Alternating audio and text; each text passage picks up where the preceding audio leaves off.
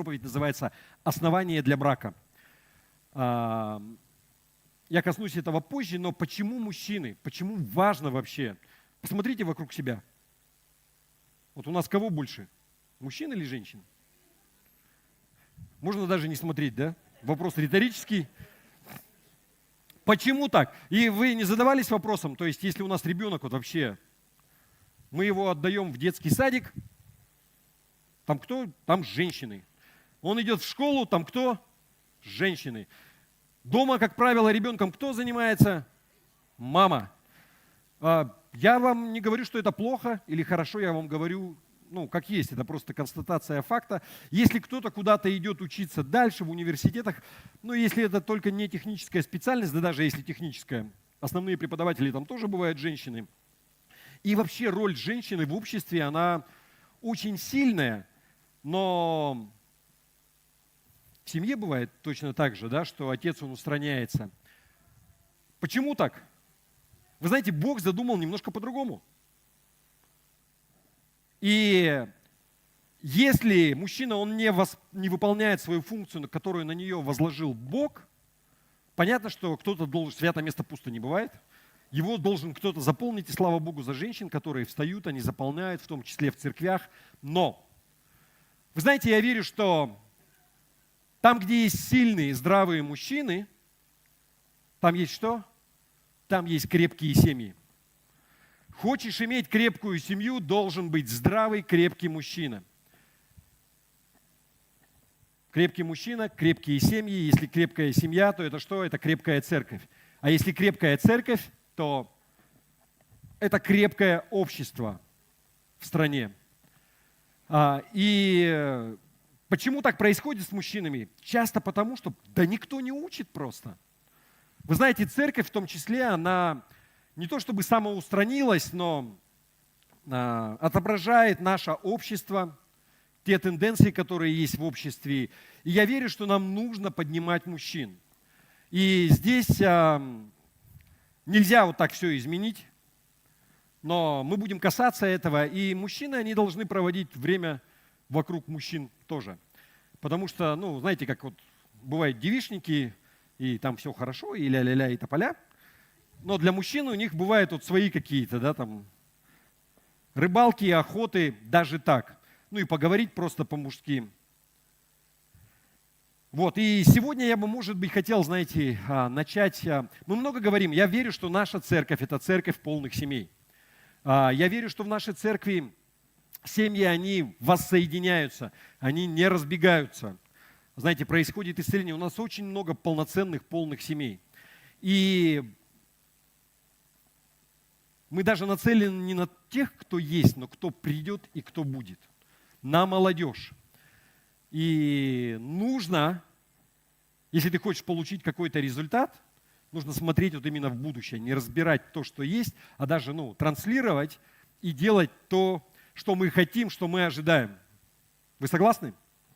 Хорошо, я поясню, но сегодня, тема сегодняшней проповеди – это основание для брака. И я хочу, чтобы каждый задал себе вопрос, зачем люди вступают в брак. Мужчины и женщины. Зачем? Размышляйте немножко над этим. На самом деле, в зависимости от возраста, в зависимости от предыдущего опыта, причины могут быть совершенно разные. Пример вам приведу. Знаете, один 75-летний состоятельный мужчина вдруг женился на 25-летней красотке. Друзья его спрашивают: слушай, как ты ее уговорил? Как она согласилась выйти за тебя замуж? Он говорит: я наврал про свой возраст. Он говорит: ты сказал, что тебе 50? Я сказал, что мне 95. Мотивация, да, Еще один пример. 83-летний закоренелый холостяк, никогда не состоял в браке, вдруг объявляет, что он решил жениться.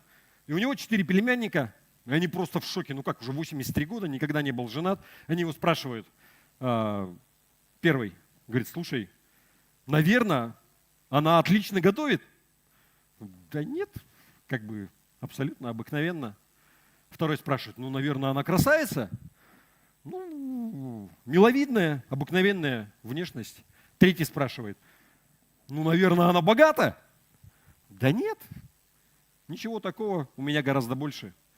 И четвертый спрашивает, дядя, если она обыкновенной внешности, обыкновенно готовит, и денег у нее так много, зачем ты на ней женишься?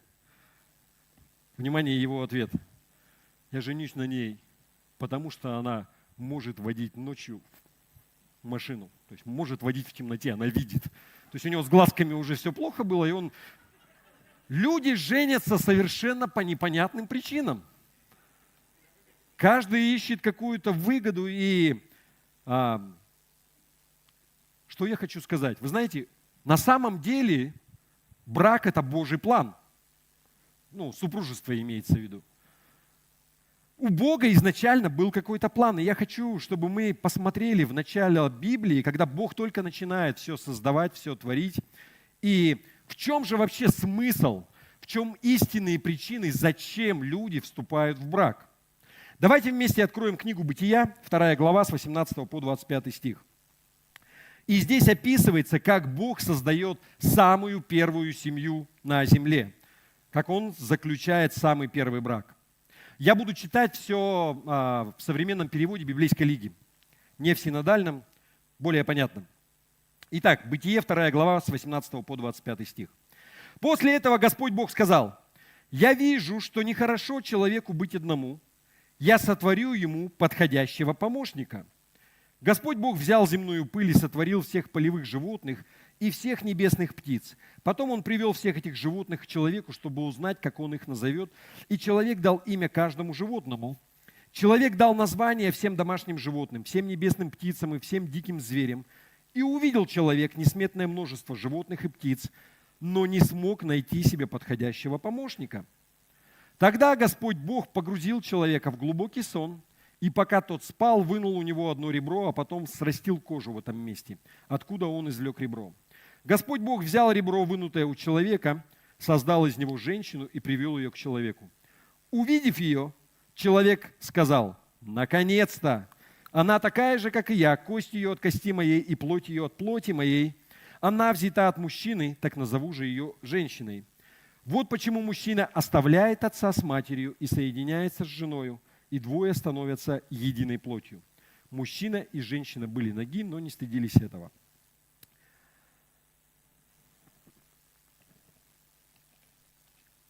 В этом отрывке мы прочитали, мы знакомимся с Адамом, и также здесь перечислены на самом деле две причины, которые являются одними из самых важных для заключения, для вступления в брак, для заключения брака. Если вернуться вообще в самое начало, первая книга в Библии, книга Бытия и первая глава, где происходит творение, мы узнаем там, когда происходит сотворение Адама, мы узнаем, что Адам, он все-таки отличался от всего остального творения. Чем? Прежде всего, он отличался своим благородным происхождением, если так можно сказать. Адам был создан из праха земного, как и все остальное в этом мире. Вы знаете, нам наука сейчас позволяет, если мы все разделим на молекулы, на атомы, на химические элементы, водород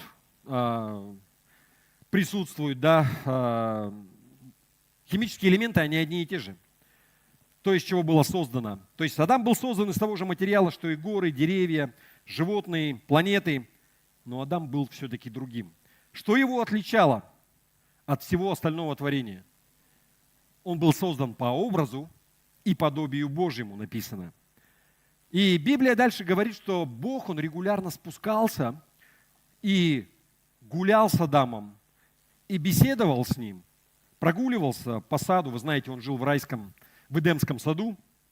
И что я хочу подчеркнуть, что Бог не спускался для того, чтобы проводить время с животными, для того, чтобы посмотреть на творение своих рук, на рыб, на птиц.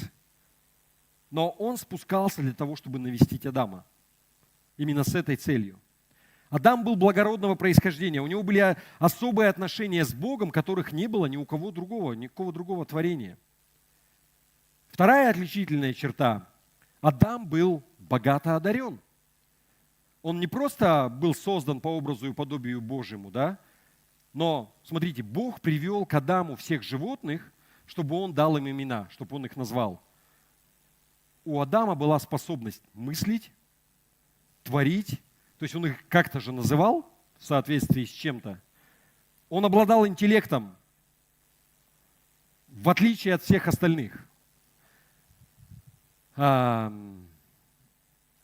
Также что было у Адама? Вы помните, он был бессмертным, не было еще смерти на тот момент. Ему не нужно было беспокоиться о том, что он заболеет.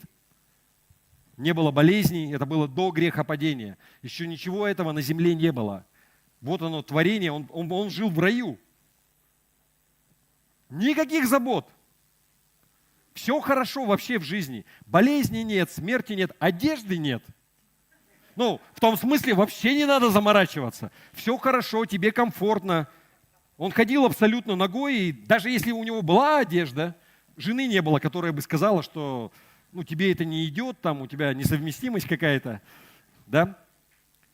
Он жил в саду, в магазин никуда не надо было ходить. Вот оно все. Сорвал, съел.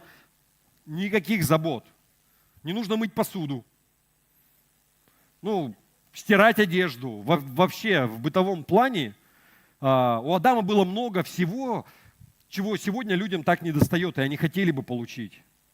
Но смотрите, к чему я это все говорю. Несмотря на то, что все это было у Адама, несмотря на то, что он ни в чем вообще не нуждался, и у него было общение с Творцом, Бог приходил с ним и общался с ним. Они ходили, он не был лишен общения. Тем не менее написано, что ему чего-то не хватало. Он был одинок. Несмотря на все на это, несмотря на то, что у него были решены все бытовые проблемы, ни в чем не нуждался, не болел, с Богом общаюсь, духовная жизнь классная, все хорошо, и написано, что он был одинок. Это одна из основных причин для вступления в брак. И первая, которая упоминается в Библии. Бог сказал, что нехорошо быть человеку одному. Он увидел, ну что-то в этом не то. Мы созданы для того, чтобы у нас был партнер, чтобы был компаньон, я не знаю, друг, как хочешь это назови, но суть именно в этом. Нехорошо быть человеку одному. У нас есть вот эта тяга, чтобы у нас был какой-то спутник. У всех. И Ева была создана, и был заключен брак для отношений, для того, чтобы они были вместе. Вы понимаете? Первая причина. Итак, я хочу перейти плавно, вот цель брака вообще. Если сейчас спросить, вот вообще, в чем цель брака? Многих людей, христиане сразу скажут, детей рожать, детей иметь. И, на самом деле, да, Бог, у него также есть заповедь, что плодитесь и размножайтесь. Он заповедал это человеку. Мы должны воспроизводить себе подобных, чтобы люди, они множились на земле. Это все хорошо. Но и также правда, что, знаете, Иисус или Бог использует брак как изображение отношений от церкви и Христа, да? Проводит такие параллели. Но вы знаете, Библия в самом начале упоминает то, что брак создан вообще не поэтому. Изначально говорится, что Бог создал женщину, потому что человек был одинок. Мужчина был одинок. И нехорошо быть человеку одному. И на самом деле Адаму не потребовалось так много времени осознать, что все плохо. Одному плохо. Что он одинок. Потому что Адам и Ева, они были созданы на 6-й день. Я просто представляю, Адам огляделся и увидел, у всех животных есть пара. Есть партнеры. И это только усилило его чувство одиночества. Я просто вспоминаю, когда я вот один был. Я уже, наверное, не могу вспомнить. Но были такие времена.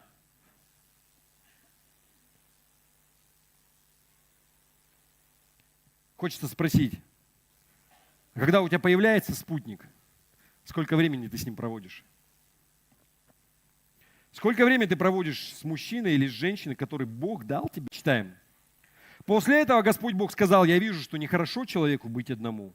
Я сотворю ему подходящего помощника. И первое, смотрите, нехорошо быть человеку одному, это то, что мы прочитали. Первая причина, действительно нехорошо быть одному. Вдвоем гораздо лучше. При условии, что все работает, как задумано Богом. Вы понимаете? Но вторая причина, я сотворю ему подходящего помощника. И здесь заключается вторая причина, это полнота.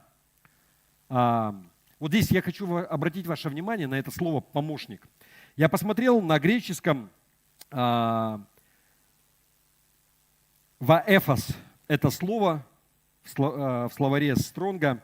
И дословный перевод – это тот, кто отвечает на призыв, кто откликнулся на призыв или на нужду. Это слово, оно состоит из двух слов «ваэфос». И первое – это как призыв, крик – это «воэ». И вторая часть – это бежать или приходить. То есть дословно это тот, кто прибежал на крики о помощи, если такой расширенный перевод дать. То есть тот, кто восполняет. В синодальном и вообще во всех русских переводах переведено как помощник. Но почему я этимологию смотрю вообще, тот, кто откликнулся на призыв. Знаете, это тот, кто восполняет недостатки другого. Вот он нуждается в чем-то, у него чего-то нет, а у меня есть это. Я могу это восполнить, и я могу это дать. И это касается обоих. Мы дополняем друг друга. Вы понимаете? Ева, первая женщина, была создана из Адама. Она была сделана из его плоти и из его крови. Но все же она была другой. Да? Есть нечто большее, чем просто плоть и кровь. И у нас детей нет здесь вроде. Все понимают, что мужчины и женщины мы отличаемся. И я не говорю про физиологические просто признаки, да? Но мы вообще другие. И у нас, я много проповедовал на эту тему, и мы говорили про отличия мужчин и женщин, может быть, будем говорить, но сейчас просто мы про основание вообще семьи. И я думаю, что никому доказывать не надо, что мы разные. И мы коснемся этого. Смотрите еще раз. Мы дополняем друг друга, но вместе мы составляем одно целое. Может быть, я немножко вперед забегаю. Вот ложь этого мира, чем она опасна и чем она заключается? Этот мир, он пытается противопоставить мужчину и женщину, чтобы они начали соревноваться. Женщины борются за свои права, чтобы зарабатывать так же, как мужчины, чтобы там делать что-то, физическую работу такую же выполнять там. Я не знаю, кстати, в России вот у нас есть, как это, те, кто шпалой укладывает, там много женщин бывает. То есть, это вообще ни в какие ворота. Но, тем не менее, есть чисто мужские профессии, например, в забое, я не знаю, у нас женщины все-таки не работают шахтерами. Но где очень тяжелый физический труд или еще что-то в прогрессивной, так скажем, части нашего мира, на Западе, женщины куда только теперь не идут, я не знаю, зачем им это вообще. То есть укладывать асфальт в Индонезии летом, например, я вам скажу, знаете, когда на улице там за 40 с лишним плюс, и ты стоишь, и у тебя бетон раскаленный, это та еще работа. Как бы, кому она нужна? Но смотрите, мы просто созданы, чтобы дополнять друг друга, и вместе мы составляем единое целое. Мужчина и женщина, они разные, и мы не должны соперничать друг с другом, мы должны дополнять друг друга. Я сейчас коснусь этого. У мужчин есть то, чего нет у женщин, но им чего-то не хватает, и женщина, она дополняет. Она приносит гармонию. То же самое в жизни женщины. Мы не созданы для того, чтобы конкурировать с друг другом и биться, но мы созданы для того, чтобы идти вместе рядом, рука об руку, дополнять друг друга и быть одним целым. Я дополняю ее, она дополняет меня, и мы ни в коем случае не соперничаем, мы просто созданы для разных задач. Вы понимаете? Когда и мужчина, и женщина в семье, они это осознают, они это понимают, и они не пытаются тянуть друг на друга одеяло, они пытаются соперничать. У нас разные задачи. У женщины есть то, чего не дано мужчине, и у мужчины есть то, чего не дано женщине. И идти против природы, ну, конечно, можно. Вопрос возникает, зачем? У Бога совершенно другой план. План, чтобы была гармония. А гармония – это когда мужчина, он осознает свою роль, женщина осознает свою роль, и они ее выполняют. И мы дополняем друг друга, и тогда крепкие браки, крепкая семья, счастливая жизнь. Вы со мной? Итак, знаете, я прочитал у одного автора, он сказал такую фразу, что мужчины были созданы для того, чтобы нуждаться в 3 вещах. Мужчинам нужна битва, чтобы сражаться, нужно приключение, чтобы жить, и нужна красавица, которую нужно спасать. И он говорит, что женщине, с другой стороны, нужно чувствовать, что она та красавица, достойная того, чтобы ее спасли. Мы дополняем друг друга, мы делаем друг друга целостными. Конечно, можно жить одному. И вы знаете, Павел тоже пишет, что есть такая фраза, которую христиане, ну смотрите, это исключение. Первоначальный Божий план – это брак. Мы дополняем друг друга. Мы восполняем то, чего не хватает друг другу. Мы делаем друг друга целостными. Если бы были только мужчины в этом мире, ну, мы, конечно, можем вынести мусор, но нет того, кто бы нам сказал это сделать. Да? Почему, вы знаете, мне такая вот мысль сейчас только пришла, вот часто называют мужская берлога. Да? Никто не говорит женская берлога. Почему? Ну, потому что одинокая женщина, вы заходили когда-нибудь? За редким исключением, ну, бывают, наверное, такие женщины, я не видел. Но, как правило, там гораздо приятнее, чем когда мужчина живет один. Ну, потому что если, в принципе, ты можешь куда-то пройти, даже по одежде, там, я даже себя вспоминаю, у меня в одной части комнаты валялась чистая одежда, в другой части грязная, до поры до времени.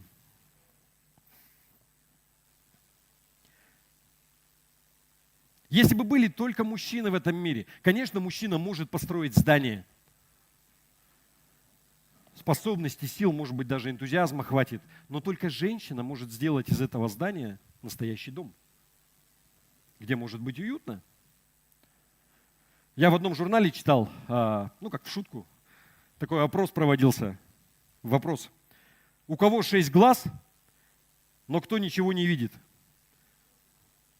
Знаете, какой лучший ответ был? 3 мужчин в доме с грязным бельем, переполненными мусорными баками и раковиной полной грязной посуды.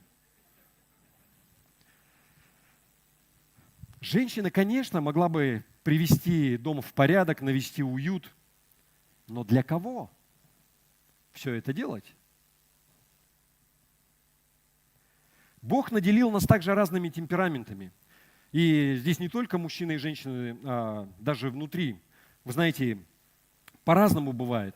У одних есть, знаете, темперамент обнять и утешить обиженного ребенка.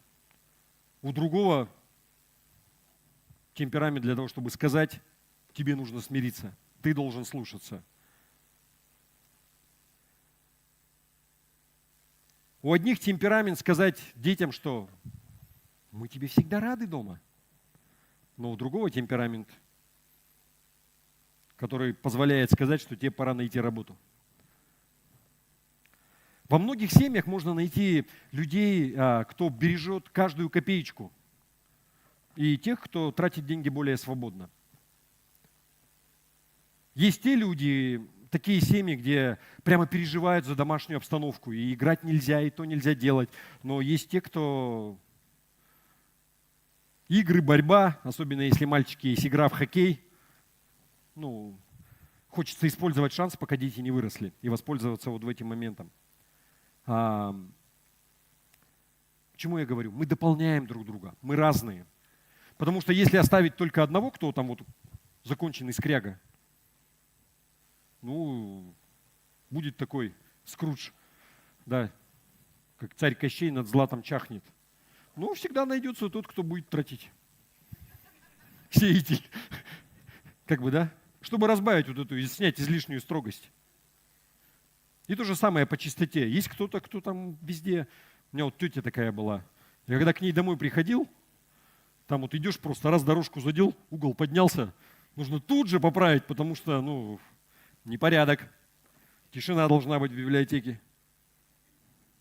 Я просто такой пример приведу. Вот представьте, вот вообще отвлекитесь от того, что я сказал. Кто любит блины? Честно. Я понимаю, мы сейчас не говорим здоровое питание, нездоровое, кому нравится. Вот прямо. Смотрите, с чем ты любишь блины? С маслом, со сметаной, со сгущенкой, с икрой. Представьте себе, с мясом, это по-якутски, по-нашему, как бы. Ну вот, смотрите, если бы в мире существовали только мужчины или только женщины, это как будто как одни блины без ничего. Нет полноты. Нет вот этого завершающей вишенки на торте, чтобы была вот идиллия. Вы понимаете, о чем я? Если они еще просто сухие, вообще там ни капельки масла, когда ты ешь и давишься. Мы дополняем друг друга. И две основные цели брака, еще раз вернусь. Первое – иметь спутника и иметь полноту. То есть первое – иметь спутника, не быть одному. И иметь того, кто будет дополнять тебя, и ты, в свою очередь, дополняешь его. В этом основные цели. Но, знаете, мы находим в Библии не только цель брака, но и есть Божий план по построению брака, как его строить. И давайте посмотрим Бытие 2 глава, 22 стих. «Господь Бог взял ребро, вынутое у человека, создал из него женщину и привел ее к человеку». Я хочу подчеркнуть, что Ева, женщина, она была сотворена Богом, она создана Богом. И здесь то, что мы прочитали, Бог сотворил ее, а затем привел ее к Адаму. Это, знаете, как сегодня отец приводит свою дочь, к будущему или к мужу своей дочери, отдает свою дочь ему. Ева была дочерью Бога, той, которую он создал, и он отдал ее Адаму. Может быть, кто-то слышал такое выражение, что браки заключаются на небесах. Но я хочу тебе сказать, что если ты хочешь иметь хороший брак, если ты хочешь, чтобы это был отличный брак, чтобы он преуспел, чтобы он был крепкий, я тебе скажу, что твой брак в том числе должен созидаться Богом. Давайте откроем Псалом 126, 1 стих. «Строители теряют понапрасну время, если Господь не строит дом». Там дальше есть: «Теряет понапрасну время стража, если Господь не охраняет город». Что я хочу сказать? Мы, как верующие, как христиане, у нас есть тот, к кому мы можем обращаться, просить, помогать, и кто может участвовать в созидании, в строительстве нашей семьи и нашего брака. Вы понимаете? Люди в этом мире, они лишены такой привилегии, такой возможности. Но написано, что если Господь не благословит, если Он не участвует, понапрасну строители могут, знаете, люди могут пыжиться и делать что-то своими силами и не будут иметь успеха. Когда мы начинаем отношения строить, мы часто не замечаем каких-то изъянов в нашем избраннике, в человеке, которого мы любим. И более того, знаете, часто какие-то вот отличия, которые у нас есть, они именно то, что нас привлекает в этом человеке.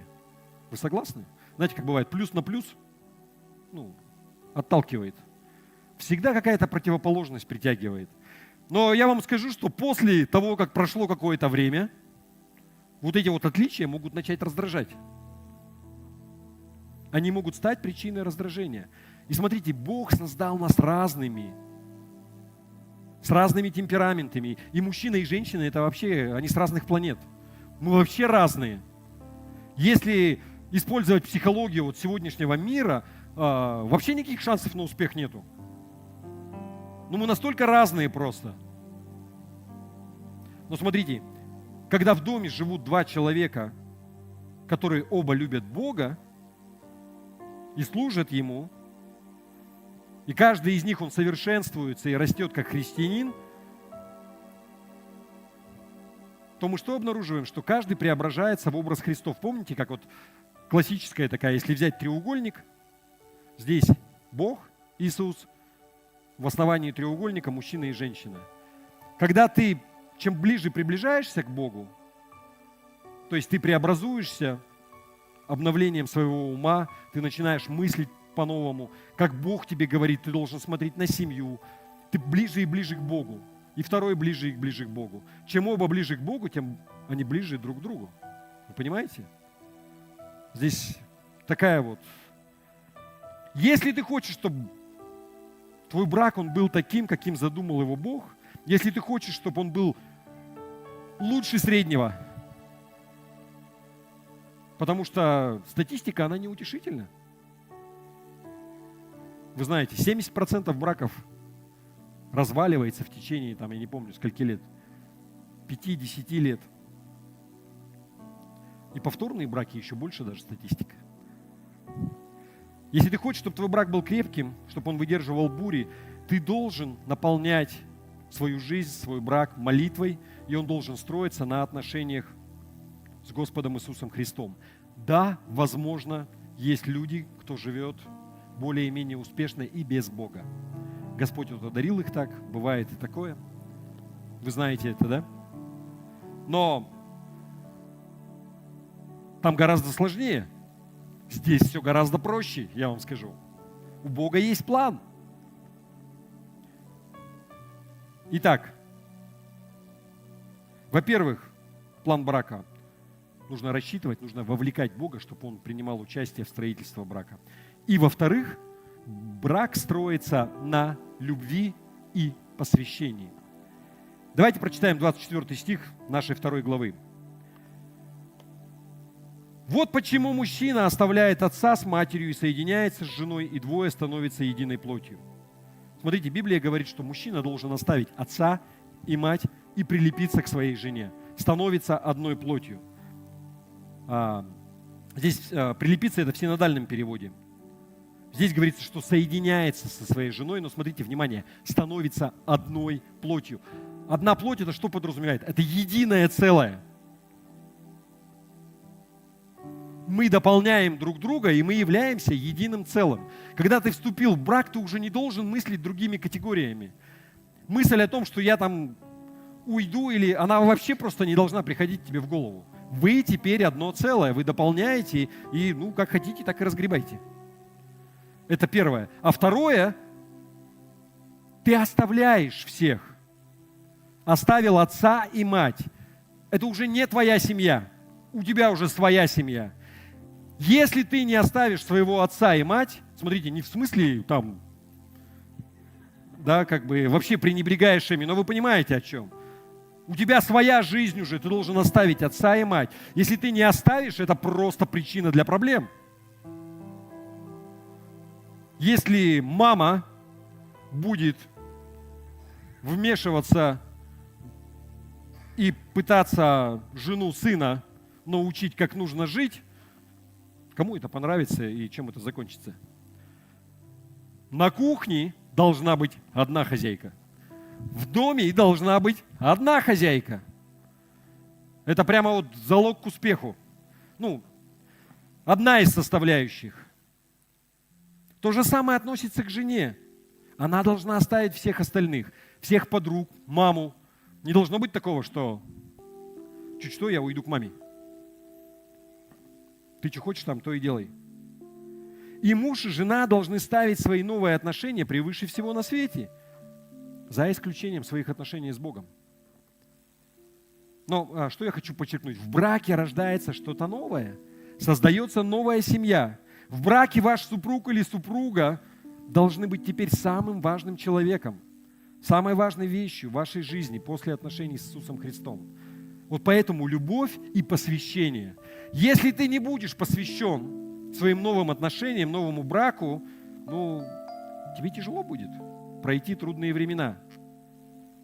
Твой супруг или супруга должны быть выше в списке приоритетов, чем твоя работа, чем твое хобби, чем походы по магазинам, чем родители. Если тебе хочется поехать к твоим родителям, но твой супруг или супруга, они не очень радуются этому, на чьей стороне ты должен быть? У тебя новая семья, у тебя своя жизнь. У нас все взрослые, наверное, кто уже пожил, все понимают прекрасно это, да? Бывает тяжело в трудные времена.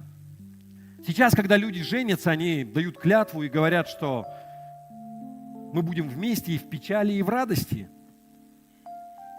Но часто бывает так, что радости-то и не видно. Знаете, вспоминается такой забавный случай. Один пастор пришел в класс, в воскресную школу, средняя группа, средний возраст, и во время посещения он задал вопрос детям. Говорит, кто мне может сказать, что Библия говорит о браке? И один мальчик с последней парты тянет руку, говорит, да. Отче, прости им, ибо не ведают, что творят.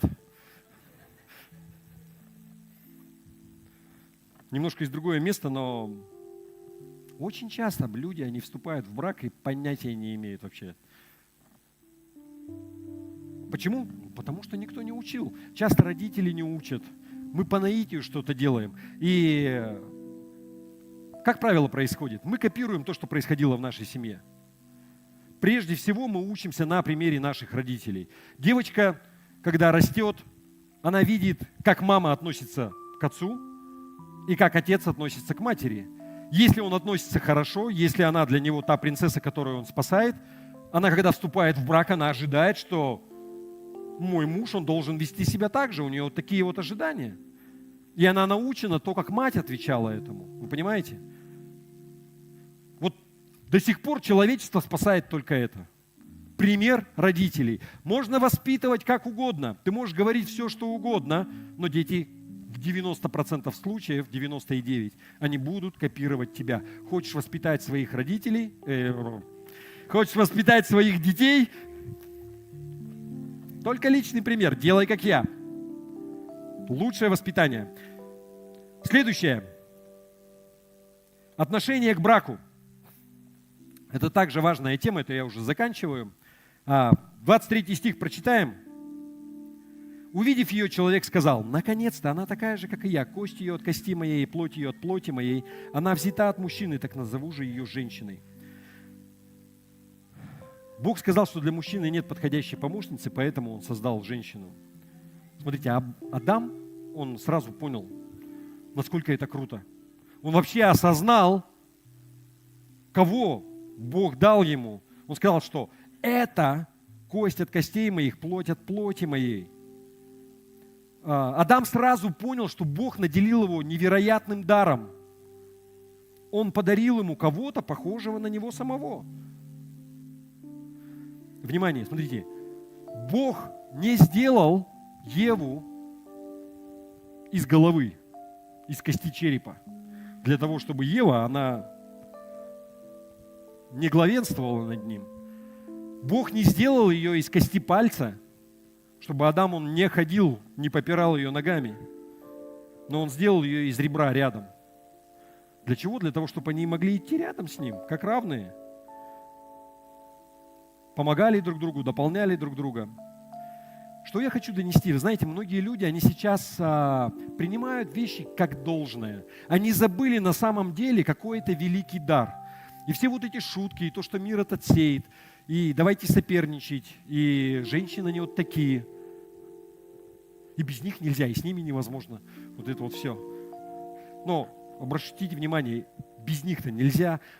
Бог положил вот это вот желание в сердце. Почему люди, они снова и снова пытаются наладить какие-то отношения, но если они не умеют, они снова и снова терпят неудачу. Потому что кто-то, их не научили, как нужно вообще. Но в основе должно лежать вот это вот понятие. Мы не соперничаем. Это великий дар, что у меня есть спутник, и нужно ценить это. Люди забывают, что они были одиноки, и что они скитались.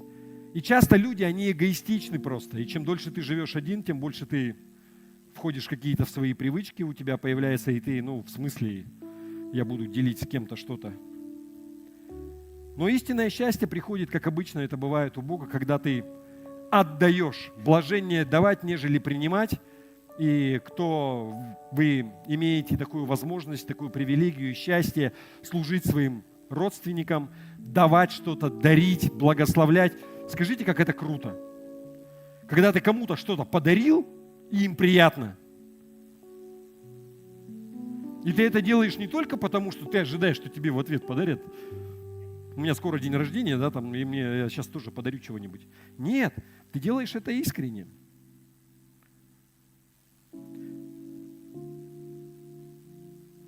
Но сегодня так много пар, где люди, они принимают вот этот подарок Божий как должное. Мужья, которые больше не проводят время со своими женами. Они слишком заняты своими делами. Жены, которые больше не стараются угодить своим мужьям. Но они думают, куда он денется с подводной лодки?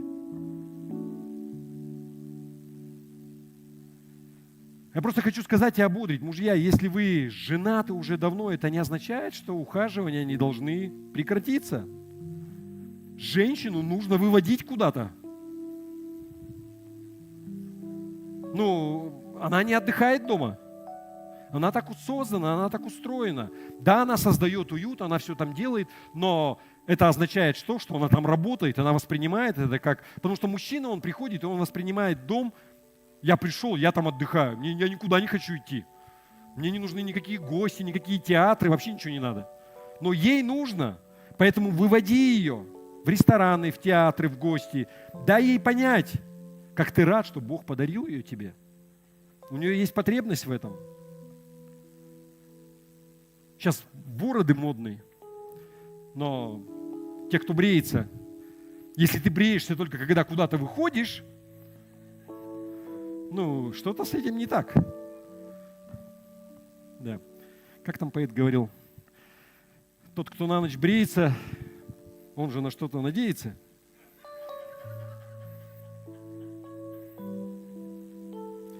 Но женщины, помните, как вы хотели, когда вы встречались, и вы хотели заполучить своего будущего супруга? Когда вы последний раз ему говорили, что мы ему рады? Как часто женщины, они перестают ухаживать за собой. То есть она куда-то идет, и она наводит макияж, она красится, она одевается красиво. Но дома она ходит в самом задрипанном халате. Непонятно, что на голове. Не пренебрегайте этим. На самом деле, какой бы взрослый и старый он не был, он до сих пор смотрит. Нет, я вам лайфхак. Если ты выйдешь аккуратно и красиво дома, он просто, твердый и нечувствительный, может быть, не выражает своих эмоций, но он все замечает. Ему гораздо приятнее, когда ты ходишь, пусть это будет какая-то праздничная домашняя одежда. Не то, что по принципу, как мужчины тоже ходят, все, что там до дырок дотаскано, я уже дома добью, и там трикошечки с вытянутыми коленками, с дырками повсюду. Мужчина, если может, женщина, она еще так как-то к этому относится. Но для женщины важно. Для кого ты стараешься? Для мужа или для кого-то? У него создается такое впечатление. Мы куда-то идем, и она одевается красиво. А дома ей плевать вообще на меня. Никогда не принимай друг друга как должное. Все, я закончил. Давайте я прочитать хочу отрывок из книги. У меня где-то название записано. Название я забыл записать. Отрывок из книги «Навечно твой». Автор, неважно. Женщина писала. Просто прочитаю, на этом закончим. Несколько лет назад у нас с моим мужем Чарли возникли некоторые семейные проблемы. Растущие семейные обязанности и финансовые проблемы сказались на нас. И мы начали часто спорить, часто до поздней ночи. Даже совместные ужины были напряженными и полными вынужденных разговоров. Но никто из нас не мог решиться на шаг, который положил бы конец нашему 11-летнему браку и разбил бы сердца нашим 3 маленьким детям. В глубине души мы знали, что все еще любим друг друга, поэтому поклялись разобраться во всем. Следующий год был тяжелым. Мы с Чарли стали проявлять пренебрежение к высказыванию своих переживаний и слишком долго позволяли небольшим разногласиям и разочарованиям накапливаться между нами. Мы копили в себе злость и негодование, которые отдаляли нас друг от друга. Но благодаря бесчисленным дискуссиям и молитвам мы начали преодолевать пропасть. Чем честнее мы были, тем ближе становились друг к другу. Когда я почувствовала, что мы стоим на твердой почве, я попросила мужа подарить мне «кольцо вечности», в кавычках. Я купилась на рекламную брошюру ювелирного магазина, в которой говорилось: «Покажи ей, что готов жениться на ней снова». Я не столько хотела получить кольцо, сколько уверенность, которую, как я думала, оно принесет. Прекрасным летним днем в мой день рождения мы отправились за покупкой. Мы оставили детей с бабушкой и дедушкой и не спеша пообедали, а затем, взявшись за руки, прогулялись по ювелирным магазинам Филадельфии. Наконец я нашла кольцо, которое мне понравилось. Пока я ждала, пока его подгонят мне по размеру, ювелир взял мою левую руку и посмотрел на обручальное кольцо. «Можно я почищу его для вас?» – спросил он. Чарли склонился надо мной и оперся на стеклянную витрину, сказал: «Оно действительно уже не сверкает так, как раньше». Я сняла кольцо с пальца. Через несколько минут ювелир вернулся. Какое кольцо было как новенькое. По дороге домой я не могла отвести от него глаз. Я совсем забыла о кольце вечности. Я просто не могла поверить, что это старое кольцо вдруг засияло так же, как в тот день, когда Чарли подарил его мне. Последние годы я воспринимала все как должное. Но немного чистки и полировки, и мое сердце стало биться чаще. Так всегда бывает в браке. Нужно стараться, чтобы сохранить его блестящим и новым, иначе грязь прошедших лет скроет радость. Я положила руку на сиденье между нами и раздвинула пальцы. Чарли накрыл мою ладонь своей. Когда мы подъехали к дому, я вознесла благодарственную молитву Богу за то, что Он помог мне увидеть блеск в чем-то старом, когда я думала, что мне нужно что-то новое.